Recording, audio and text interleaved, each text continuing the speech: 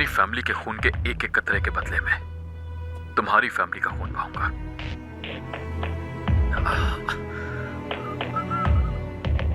अगर अंकल बच ना सके तो तुम्हें भी इसकी डेड बॉडी ही मिलेगी। जब तक अंकल ठीक नहीं हो जाते, फवाद का हर एक पल दोज़ख की तरह गुजरेगा।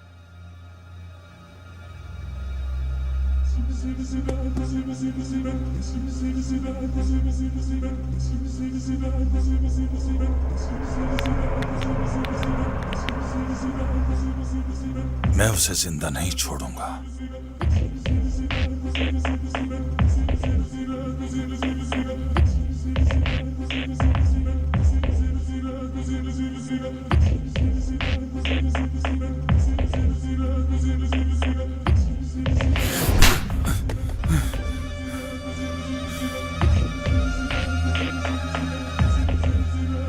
दफा हो जाओ।